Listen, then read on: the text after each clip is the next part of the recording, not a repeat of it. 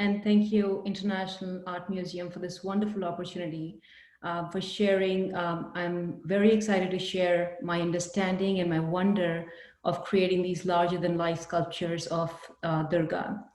And, um, and I hope that by the end of it, I'll leave you with a little bit of that wonder as well. So we did, we would appreciate if you could perhaps just do a little bit of polling, and so that we could understand that how many of you know about Durga, and how many of you know about Kolkata, and how many of you know about a few terms of sculpting.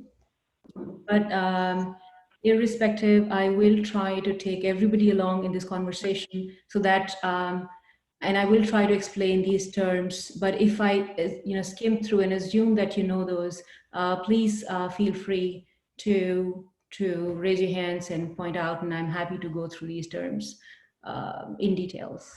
So here we are. Before we start the presentation, just a brief background about myself.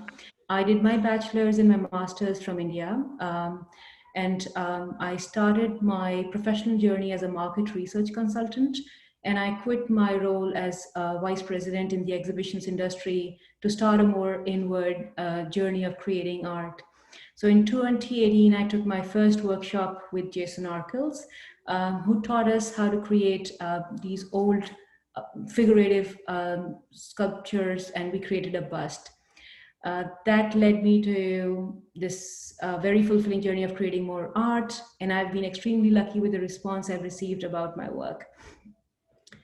So I thought the best way perhaps to talk about creating these sculptures is to take you on this journey what led me to seek this, and what did I learn, and what did I bring home with me.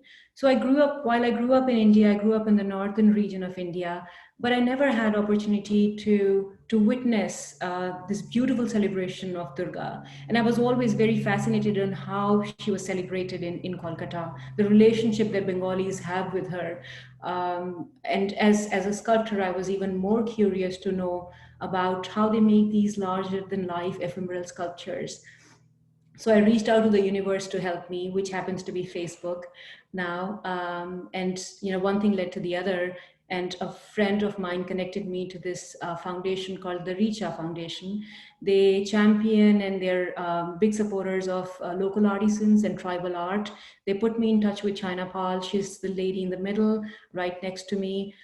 She is a very brilliant, phenomenal artist, and it was even more exciting to learn from her because she's one of the few women artists who have managed to, stand ground and establish themselves in this nail bastion industry.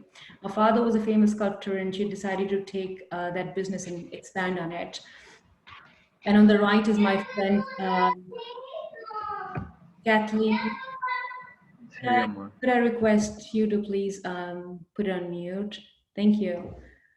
So on the right is my friend Kathleen. She's a brilliant sculptor and a very, she experiments with various mediums. She's very curious about different mediums to sculpt, and she joined me in this journey. And here's the entire team of China Pal. They were very welcoming and very generous with the knowledge, and I think we lucked out in knowing them and in being connected to them. So, the entire process of that learning would be, who is Durga?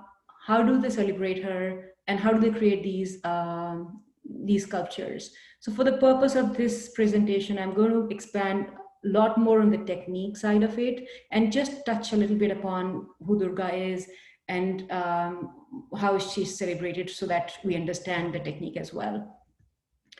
So, that's goddess Durga. She's a Hindu goddess who's become an icon of power, of good over evil, and very often compared even to women empowerment. According to the mythology, she was created to kill a buffalo demon who could not be killed by any man. So Durga, so to speak, is the feminine manifestation of all the gods in the universe. She is both a warrior and a mother. She's a daughter and a wife. She has 8 to 10 hands. Each hand has a weapon that's gifted to her by the gods who created her, has her own sterling jewelry. And I love the multiplicity of her because she has so much of power, and yet she keeps these serene expressions on herself.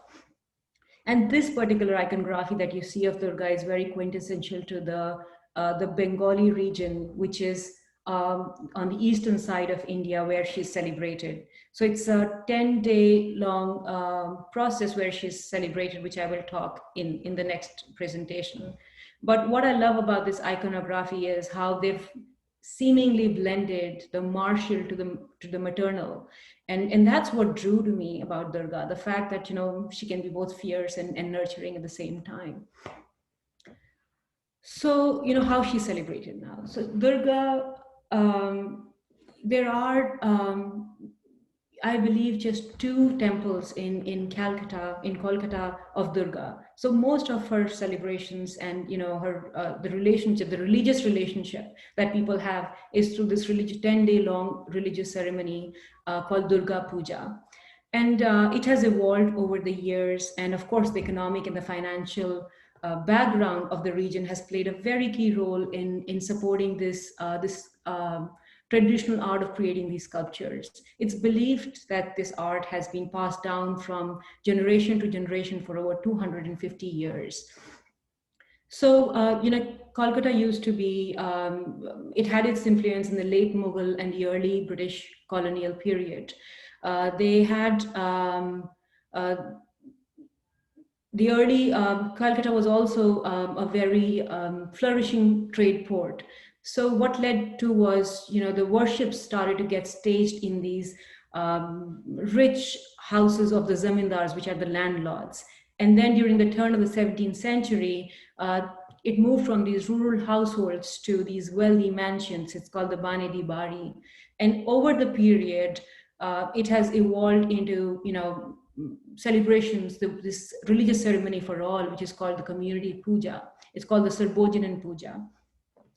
And it's the fact that it's seasonal, and also I would, in my opinion, Kolkata has, I would say it's akin to what Florence is to Italy, to what it is to India.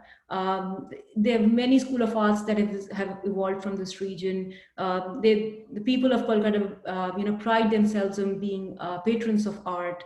So I believe it was, the conduciveness of all of these factors that led into a continuous establishment of this traditional practice that we see today. So the 10-day long celebration is, it's assumed that Durga has come down from her heavenly abode, that she resides with her husband, who himself is a very powerful god Shiva. But she's come down to this earthly home of her in Kolkata. And at the end of it, she's bid goodbye, like you bid goodbye to a daughter at the end of the wedding ceremony. It's a very charged and emotionally celebration, and people end up crying, and they have this very humanistic relationship with her, like that goddess, that's such a powerful goddess, becomes a daughter and a human and a wife in that celebration. And one could talk entirely about the celebration itself, and it would take entire presentation, but I'm going to come back to the focus of how they make the technique of making these sculptures. So, as you can see, there are these 20 feet tall sculptures, larger than life sculptures, which are made out of clay, and they're not fired, and yet they do not break. That was so intriguing to me, that led me to this quest of learning how do they make it. Even in my own studio, I can't keep a 1 feet tall sculpture without crumbling by the end of a week. So clearly, it's a very technical process that has been honed over the years. It starts with using different combinations of clays and armature, specialized pastes and everything, and I will talk in details about some of those. And originally a lot of material used was organic, but currently some of the artists favor chemical paints or chemical adhesives, and also the overindulgence of the pujas. There's just way too many pujas, has led into the question of the environmental impact of these the process of immersion, and also what is left behind after these pujas. What you do with that material has come into question in terms of the environmental impact. So the first step in creating these, these gorgeous sculptures is the armature. So the armature, I don't know how many of you are familiar with sculpting term, is a very common term. It's the basic structure that you start with, and then you build around it. You build a sculpture around it. Usually in the US, we use wire or pipes or metallic armature. But here, as you can see, they've used, it's a chair shaped, it's called the katamo, it's made out of bamboo. And the final assemblage of the sculptures is a combination or composition of different gods. So going back, Durga Puja, while it's the most popular celebration in Kolkata, but throughout the year there's one or the other celebration of different versions of Durga. In fact, China Paul told us that she has business throughout the year, except perhaps December and January, which I believe is also one of the key factors that led into the sustenance of this community to keep this traditional art alive. So, this chair-like shape definitely helps in lifting the idols and, with the immersion, and also with helping with the composition of different gods. Feel free to tell me if anybody has any questions, or if I've not gone over any terms. He's on board. Great. So after the bamboo armature, the next process is to create these straw forms. They're called bichali. So they're I forgot to mention, I'm sorry, that most of these these artists reside in a community called Kumartoli. And it is one of the oldest, and that's where we went to learn, that week-long workshop. So it is believed that that community got established there because of their easy access to the straw from the Sundarban forests and the clay from the local riverbed, the Ganges. So the Ganges is a holy river for the Hindus. And it is also considered one of the oldest establishments in Kolkata, which depicts how communities got settled based on their profession. So it is a registered slum, and it's jam packed, but you can see a camaraderie. If you need something, you have the sellers right there, and you have the knowledge that's passed around as well. So they use this straw to create this form, and they fold it and they tie it with hemp rope. And I guess it is perhaps one of the most important part of the entire process, because it helps in creating the right form right in the beginning. And it is so important that China Pal decided that one entire day of the week-long process, we should just sit and learn how to make that. So that's what we did throughout the day, and we had blisters by the end. And like all things important, it looks simple, but it really isn't, because tying the rope is, you have to tie it the right way. If it's too tight, then you're breaking the rope. It's too loose, you're losing the form. And the final layer is called, the final form with a thin layer on the top to smooth it out is called korbanda. So I'm going to show you a few images, and you can see yourself, how beautifully on the left the artist is able to capture these muscles of the animal. You can already see the legs and the muscles forming so well. And on the right, you can see, I think she's not the main goddess, but goddess that accompanies on the side in the composition. But you can see her waist, you can see the thighs, you can see the thin shins forming up. And the artist on the left, that's his core expertise. So in the entire team, that's what he does day in, day out, for over years. He creates these Bichali forms, and I'll share a brief video with you guys to see how he's doing it. And I hope the internet's behaving well for us to see it. So they had these ropes, these hemp ropes hanging from the ceiling, so they can just pull it and start tying. And there's a continuous intensity of production, really. So once the form, the basic form's ready, they use 5 types of clays, depending on which part of the sculpture they're using. And I've been wondering, and I was sitting there and I was wondering, like, who were those people who came up with these experiments to know which type of clay and when to use it and how to use it.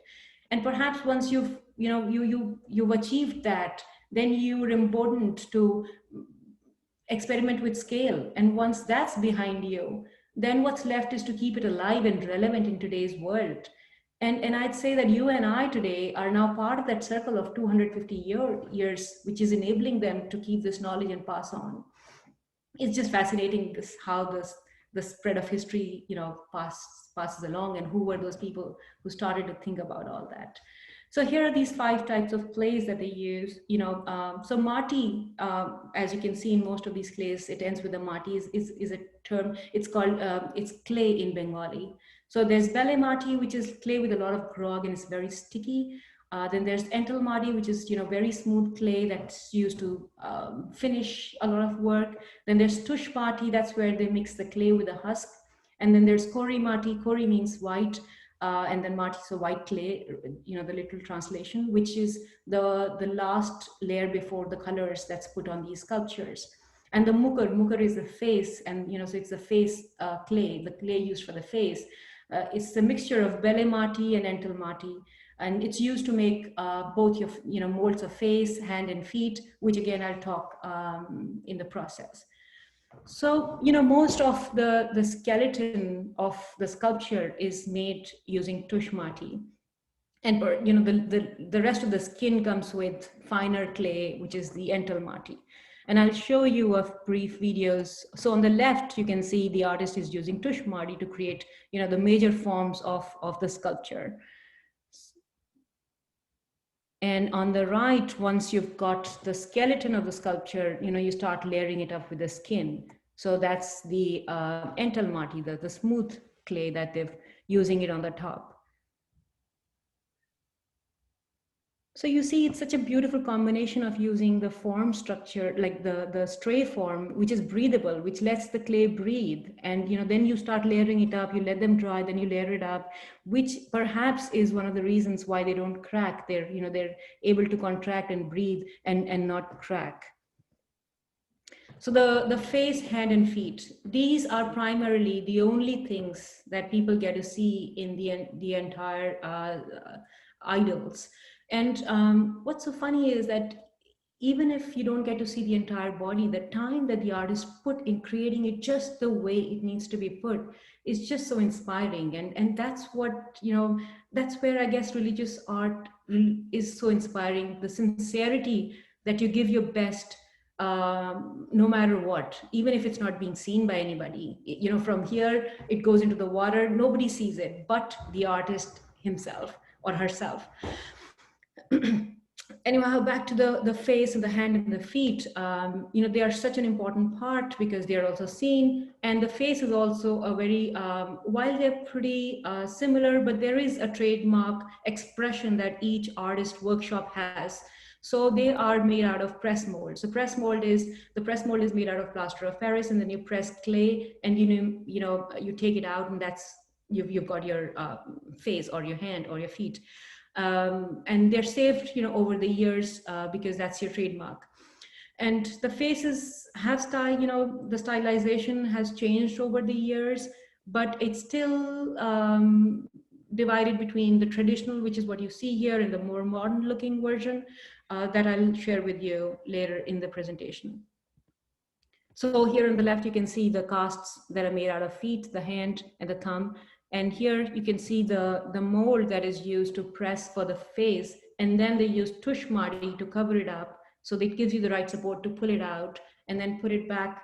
You see this on the right side, a rather elongated neck that provides a support for this facial structure to put in. And then they put clay around it to make the entire sculpture. So the final layer, again, I just want to confirm if everybody's on board. If there are any questions, I'm happy to take them. Skeleton, you've got your muscles on the top. Now we're building the skin of the sculpture, so to speak.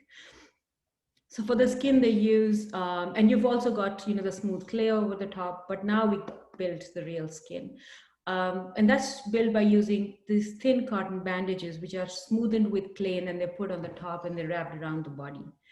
And the application, and once that is done, then the kori mati, which is the white clay, is used on the top, which is almost acts like your varnish before you put the paint, the primer, sorry, before you put the paint. And the colors themselves are mixed with pomegranate paste, which is created by boiling water with pomegranate seed. It acts as a natural adhesive that glues, the clay, the colors to the clay. Sometimes they also use chemically available market glues as well. And then on the top, then there are different decorations that are used for that, people can choose from, and different ornaments that you can choose from. And I'll share a few examples of those later. And together, that big sculpture with her composition of different goddesses, together they form a part of the pandals, which are themed, pretty much like themed parks. And I would say they'd go, to the size of a room, and there are multiples of those pandals throughout the city during Durga Pujas. So, what was so fascinating that I learned was, and I'd read about it, that the goddess does not come alive till you paint her eyes. And most of, the artists leave that to the last day to paint her eyes. And I'd read about that, but I wasn't ready when I painted these eyes myself with the change. There was a change in energy I felt, the minute because the goddess has come alive now. She's not a sculpture anymore. So this is a small video of China Pal. She's mixing the tamarind paste that they'd created by using boiling tamarind seeds with color, and then this color is used as the final application.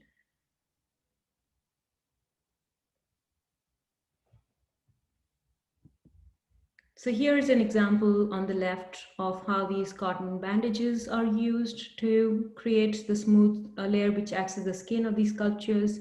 And on the right, which I believe is not a common practice, but it was funny, and my friend Kathleen loves to capture all things funny on her travels. They've used these coals to dry, to fasten the drying of different layers. I guess if you're behind your homework, it's kind of a shortcut. So here's an example of the different stylizations. On the right is the, can you see the right side of the screen? Or should I perhaps minimize this and play we can see it. There are 3 images. Okay, perfect. Thank you, Katrina. So, the right side is the more traditional face of Kali. So this is a version of Durga. This isn't Durga, but that's a version of her. And on the left is a more modern looking Durga. And then on the left is also, the decor style that one can choose from. And on the right, I believe it's called show lights, made out of local trees. This white is made out of local tree saps. And in the middle is the Durga sculpture, that the Jagardati version of Durga that we had to work on. So, China Pal decided that we should join not during the Durga Puja time, because the production is of the scale where they will not be able to entertain a workshop. And I'm glad that that's how it happened, because they were able to give us their time, their thoughts, in a quieter setting. So we helped her make Jagradati right in the middle. This is just to give you, this is on the left is the team. They're taking a tea break, and they got us hooked onto these tiny tea cups that we had for our tea breaks. And this is the workshop of China Pal. And on the right, again, it's a scene from the Kumartuli area. That's where all the artists live. And you can see the scale of how they're producing it. So imagine, like, now that this labor of love, of all these layers, all these days that you worked upon, and in the end, she's bid goodbye. And part of that process of bidding goodbye is immersing it in water. And as an artist, I don't know, I'd cry for losing that beautiful piece of work. And, I'd perhaps be saving all of these sculptures to take back home with me. And I asked China Paul that, how do you deal with it? Or does it even bother you? And, very sheepishly, she said that even after all these years, she tries to avoid and be part of this process, because it breaks her heart to see these sculptures go into the water. So with that, we concluded our week-long, this journey, this beautiful journey of learning how to make these Durga sculptures. But the iconography of Durga, the relationship that I started there with Durga kind of stayed with me when I came back. And I wanted to use this, this very powerful iconography, almost like a vocabulary, and build on top. So I created, this piece. It's called Brown Mama. So I used these old toys, that captures the chaos of motherhood, and I used some of the techniques that they use to create the sculptures, like how they cast the face, and I cast the face. Um, and then I used a breathable armature, and then I used this elongated neck to support that face as well. But more so, I wanted to capture and glorify the chaos, and sorry, capture the chaos of motherhood and glorify what motherhood stands for. I feel that, nobody's writing an economics report on what motherhood does to the society, or the economic impact it does, and nobody's glorifying it like a war hero. And if any sculptures that are made, or at least most of them, are created from the perspective of a male creator, and I wanted to capture these everyday nuances of it, and then glorify it, and bring highlight, what the contribution of motherhood is. And what better way, if anybody's walked into a child's room, you've seen the chaos of toys, and that welcomes you. So I used these old toys and created a singular form that makes the entire body of it, of Brown Mama. And I wanted to use these action figures that make the hair for her. So my son, feels absolutely, he can't believe that I've wasted such good toys on a sculpture. And he's loaned them for 1,001 days. And I spray painted this sculpture color brown, because I feel brown is not, it's not considered beautiful in India, and I feel it's a beautiful color, and I wanted to give it the stature that it is of the beauty. So, and hence, it's Brown Mama. So I juxtaposed, you see, a very powerful image with something very mundane like toys. But it's also the fact that I feel that toys tell their own story. Just by a random sample of toys, you can tell which time of, or which country or which place they're from. I know, as you can see, there's some Pixar toys here. They're dinosaurs. I did not grow up with dinosaurs. They're such fun toys. I mean, I wonder why we didn't have dinosaurs in India. But I can tell you that these toys are not from that time, not from that region. So I feel there's such a beautiful story that toys tell themselves, even without meaning to, just by them being from the time that they are. So that's Brown Mama. And then my next work is called Mrs. E. E for, the energy of the universe. So, I love the multiplicity of Durga. She is created uh, by the powers of the gods. She is, manifestation of that power, and yet she is also the source of that power, of the gods and of the universe. She's a warrior, she's a mother, she's a daughter, she's a wife, and she's married to Shiva, who's a very powerful god. But the way she's celebrated, it's just her own independent stand as Durga. And I thought that's beautiful to capture all those nuances, especially because, my the inspiration for this is, first few commissions that I received were from these very powerful women who I believed were, the energy or the center for their households, their universe, and they're keeping everything together and in a beautiful way. And I wanted to capture all of that. And I thought, it is, an easier way to use an iconography in that ways, because you're already familiar with what Durga stands for, and then you can build your story on the top. But for this piece, I also wanted to make that iconography my own, use my stylizations a little bit and create that version of what I see as Durga as well. So I changed a few nuances, I kept a few things. I did not want to paint her eyes. I want to keep that inward eye looking, unfinished, because as I said, she's not Durga, she's not come alive, she is Mrs. E. And like Durga, I want to give her these beautiful jewelry pieces. And I experimented with a few, and finally I finalized this piece, which is again a very iconic piece. It was commissioned by the Maharaja of Patiala, and the Cartiers created this piece for him. And I believe it's part of the Altadani collections, and I'd seen it a few years back in the Young, and it captures your imagination. You just stop and you just want to keep looking at it. It's such a beautifully designed piece, and I wanted to give Durga that piece. She was all ready to be, cast in aluminum, but the foundry that I worked with for this bronze work, they're based out of Cruz, and because of the fires, everything got delayed. But I can't wait to meet her in aluminum, and I want to anodize her in brown because it's a very modern version of that Durga that I want to capture. And what was also so fascinating was, imagine it's a fourth again, that that thread of history that I was talking about, that you and I are now perhaps part of that 250-year-old tradition of creating these sculptures, and we're enabling them by knowing more about them. But imagine this piece, this icon, which is 4,000 years old. And yet she speaks to me today. We're sitting here in Bay Area with all her technologies, and she still speaks to me about how you can be this multiplicity of things, and how you can be a mother and yet a warrior when you need to be.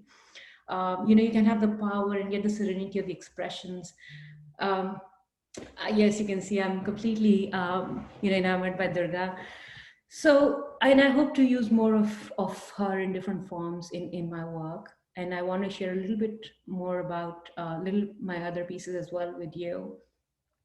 So during the quarantine, I created some of these pieces, these sculptures, but I felt like, the spatial connection that viewers have with the sculptures was lacking because we could not physically present them and nobody could see them. And I was feeling a little frustrated about that lack of connection. And I thought, how can I, sidestep it or work around it? And then I thought, how about I turn these 3D sculptures into 2D art, and hence I created this chutney series. So chutney is like this add-on thing that you add to Indian cuisine. It's not always needed. Just a second, I'm sorry, this fall, yeah. So it's not always needed, but it adds a little something extra to the palette. And sometimes it even overpowers the main palette, but it's fun to have. And I thought that's what the backdrop drama is doing with these sculptures. Uh, there's this drama which may even overpower the main sculpture, but it's fun to have this backdrop. So I named these chutney series. So on the left, it's called Truth Be Told, and on the right, it's the Poetry of Time. And okay, and I seem to be stuck. Can everybody hear me? Yep, we can hear you. Katrina. Okay, so thank you for your patience, everybody. So here's the piece on the left is called Kohinoor, and the piece on the right is called Jarring. They're all from the Chutney series. And I'll quickly go through different pieces now. And if you have any questions, I'm happy to take them at the end.